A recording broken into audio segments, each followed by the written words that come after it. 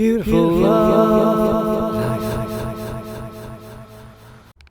It's the 17th of May 2025 and this is Pirate Weekend in Plymouth.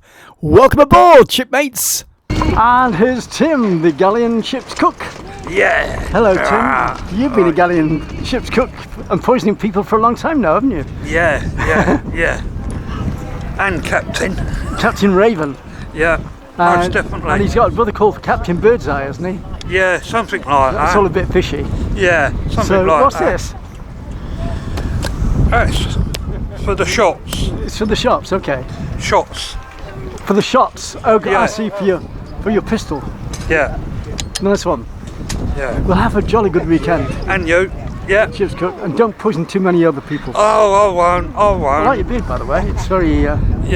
under Get control. Get in there. Right, take care. Oh, we've got Captain Raven here. How are you? Oh, crack, I've lost count. I think it's 15, 16 years Yeah, since we first started. it's a long time. Fantastic. And you're raising funds for the Children's Cancer Yeah. Unit.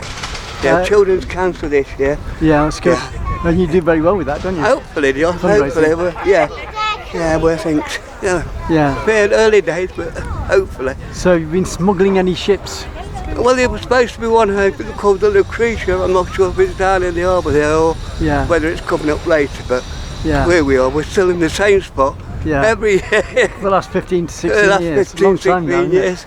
We're never going to get fed up. And we're never going to retire. No. Not while the You run. should never retire, just keep on going. Yeah, just keep it going. Yeah. Keep the tradition going. We'll have a good swashbuckling weekend anyway. Oh, hopefully. Thanks very much. Thanks very much, take care. Lovely to see you again.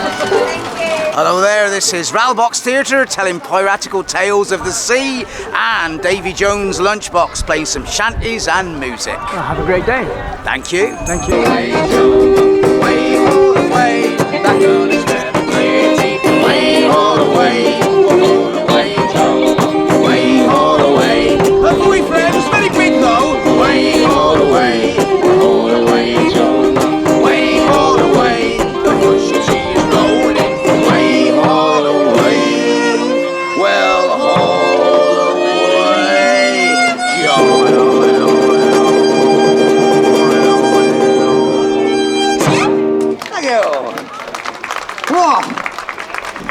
We are Davy Jones Lunchbox, available for plank walkings, funerals, and high piratical deeds. But now, get your listening ears on while I get in a tangle with this wire. There we are.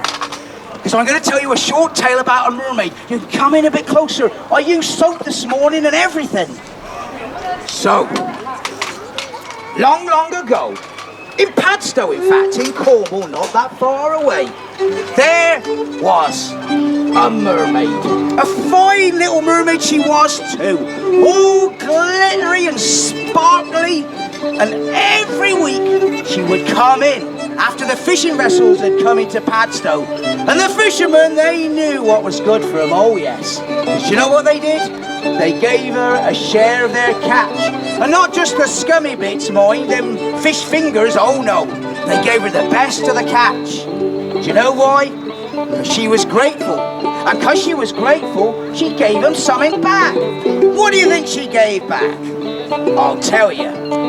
Good weather. You see, the mermaid, she had about her neck a necklace made of bits of knots of string. And depending on which bit of string she would unknot, would release the north wind or the southwest or an easterly wind. She could create any wind you like, which would create different tides. And she would always bring kindly tides to help those boats come in and out of the harbour. And you would have thought that that would have gone on for year upon year, and the mermaid, the fisherman, and the whole of Padstow would be happy. But that would be a dull tale, because it all changed one day.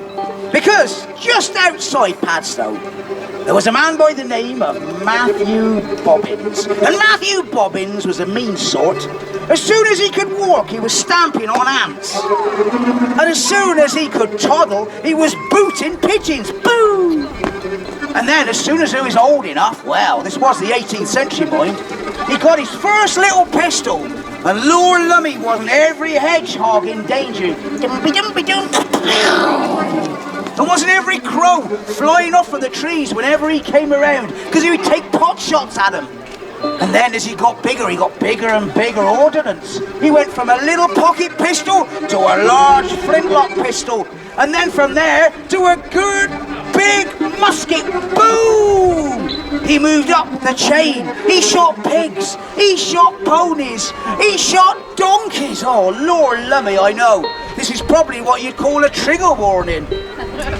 Well, after he'd shot the donkey, he thought, well, what else can I shoot? I've shot everything there is round here, and everything runs away when they see me coming.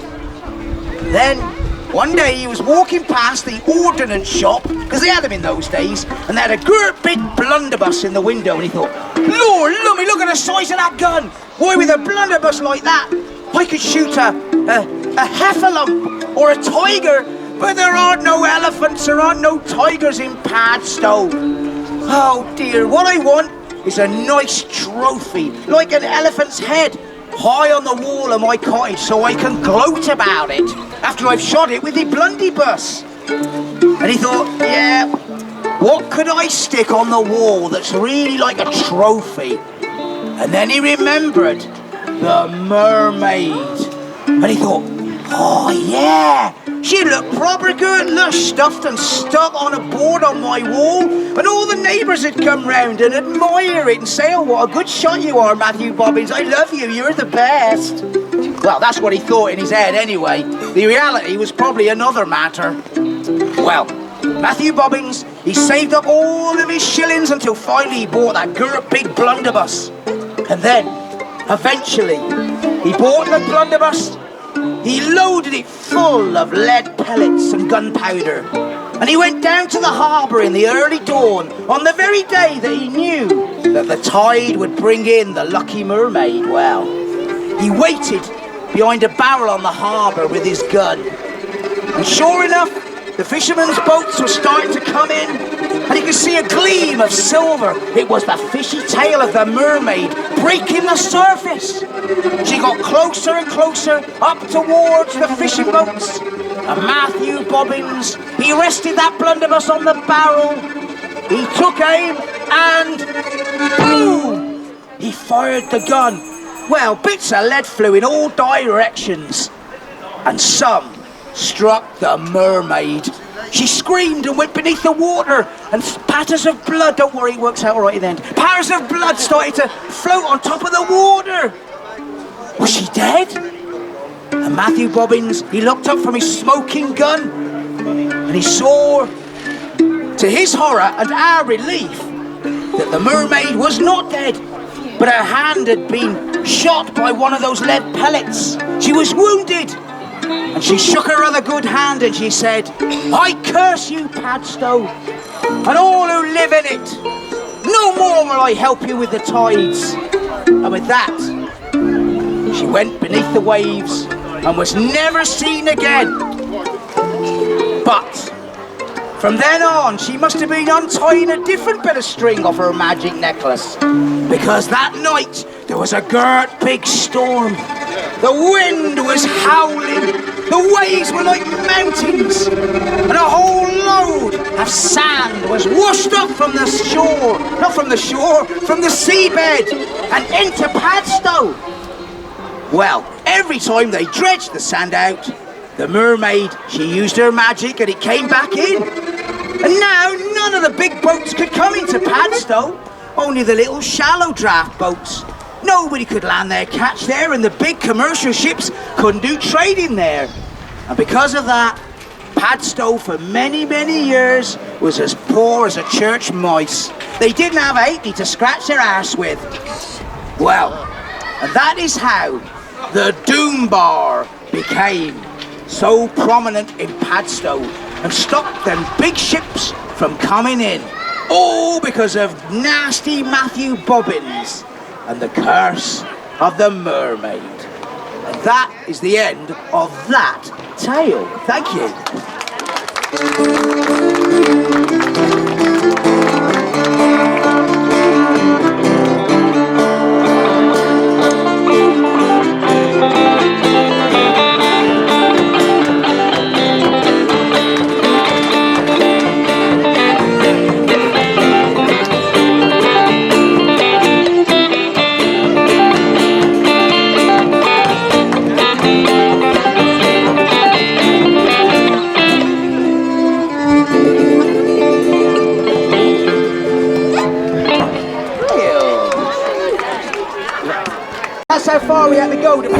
go 10,000 miles.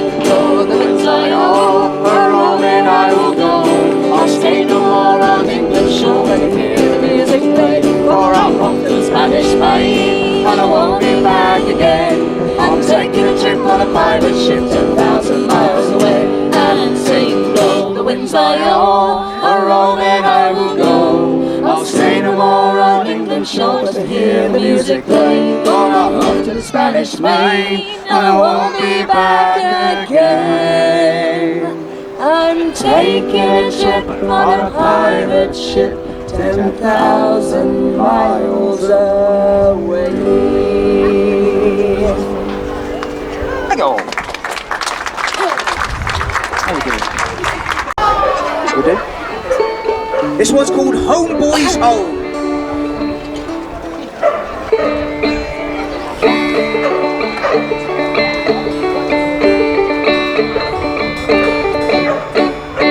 Who wouldn't be a sailor lad sailing on the main to gain the goodwill of his captain's good name? He came ashore one evening for to be, and that was the beginning of my old true love and me. And it's home, boys, home.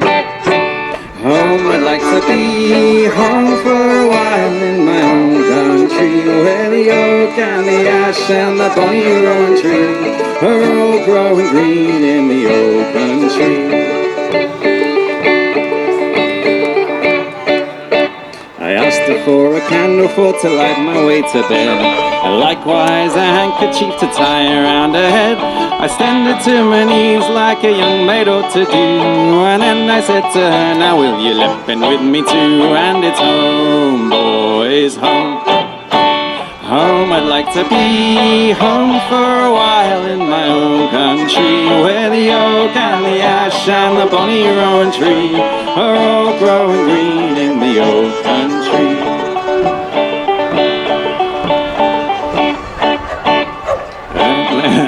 She leapt into my bed, making no alarm, thinking a young sailor wouldn't do her any harm. Well, I hugged her and I kissed her the whole night long, until she wished this short night had been 7 years long. And it's home, boys, home. Home, I'd like to be home for a while in my own country, where the oak and the ash and the bonny rowan tree are all growing green in the old country.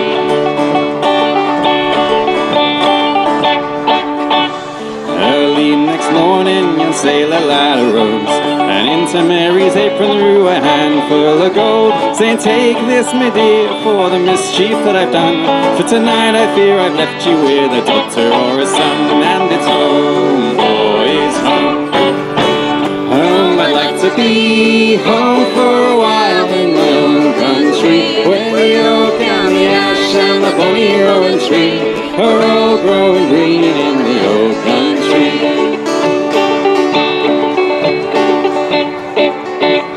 If it be a girl child, send her out to nurse, with gold in her pocket and silver in her purse. And if it be a boy child, he'll wear the jacket blue and go climbing up the rigging like his daddy used to do. And it's home, boys, home. Home, I'd like to be home for a while in my own country, where the oak and the ash and the bonny rowan tree are all growing green in the old country.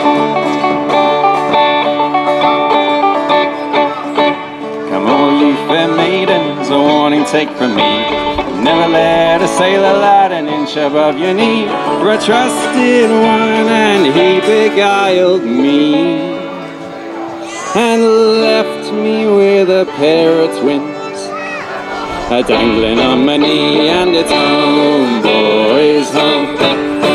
Home, I'd like to be home for a while in my own country, where the oak and the ash and the bonny rowan tree are all growing green in the old country.